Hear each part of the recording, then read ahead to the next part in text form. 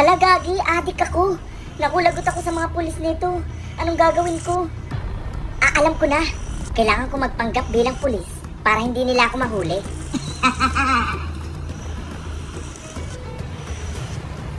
Anak, teka. Bakit puro blue yung suot mo? Atay, pulis mo kasi nakuha ko. Ganun ba anak? Sige, galingan mo manghuli ng mga adik ha. Salot sa lipunan natin yan. Opo tay, sige po. Alis na po ako para marami akong manghuli ng mga adik. Sige anak, ingat. Sabi ng tita ko, mama ko raw ang mama mo noon. Sabi yan ng papa ko. Tapos sabi ng papa mo, sabi ng papa niya. Pre, pulis ka? Bakit pre? Wala naman. Oo pre, pulis ako. Hindi ako adik ha? Hindi ako adik. Ha? Talaga? Hindi alam sa mukha mo.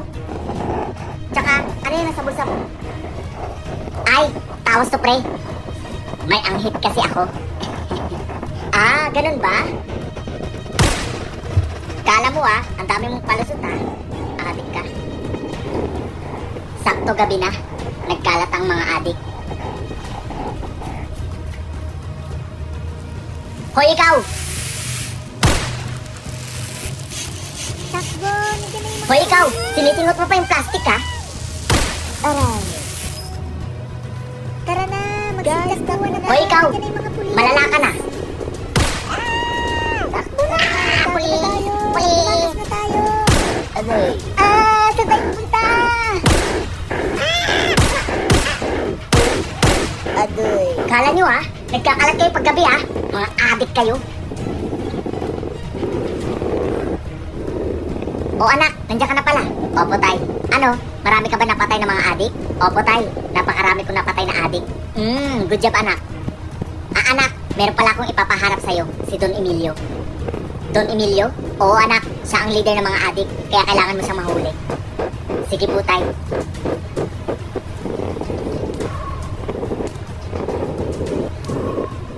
Don Emilio, Don Emilio, Don Emilio.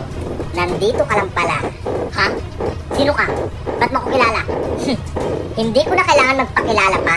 Kasi ang dapat kong gawin ay patayin ka. Ha? Teka, wag. Ha? Anong wag? Takbo! Teka, Don Emilio. Yung siomay mo naiwan? Ay, ganun ba? Wait lang, kukunin ko. Sayang naman tong siomay ko.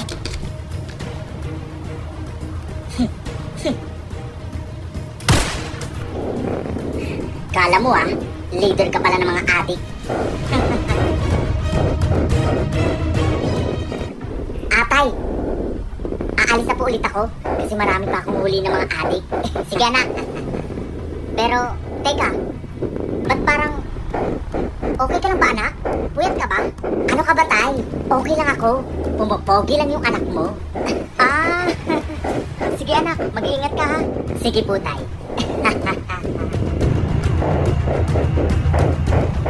Uy, Maricon, nabalitaan mo na ba? Marami daw pinapatay ng mga adik na yun. Ay, oo, Mari Marites. Yung anak nga ni Mang Kanor, napatay daw. Adik pala yun. Kaya pala palaging sabog. Naku, kawawa naman. Dapat yung mga adik dito sa barangay natin, magtago na sila kung gusto pa nilang mabuhay. Tama ka dyan, Mari. Tara na nga. Tara na. Katanglay sa kiwa. Teka lang. Bakit parang wala akong makitang mga adik na yun? Nasaan kaya sila? Nasaan na kayo yung mga adik na yun? Aha! Huli ka! Sumisinghot ka parang plastic ha? Ang hilig niyo sa mga ganyan ha? Huwag kang kikilos! Akala mo makakatakas ka pa? Katapusan mo na ngayon? Huwag!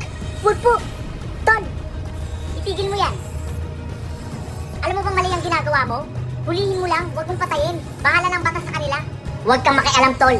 May pakialam ako dahil pulis din ako at mali ang ginagawa mo. Alam ko na yung mga pinaggagawa mo.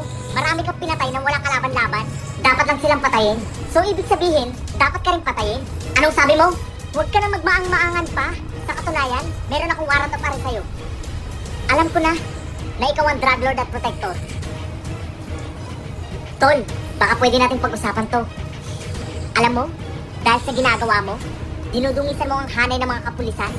Nakalimutan mo na ba ang ating sinumpaang tungkulin? Pasensya na tol, pero kailangan mong pagbayaran lahat ng mga kasalanan mo. Inaaresto kita. Tol, wag. Pag-usapan natin to. Maawa ka. Sabi ng mama mo, na mama ko noon, tita na lang daw ang itawag mo sa akin. Ha? Ano? Ay, sa kanya? Sabog ka na talaga.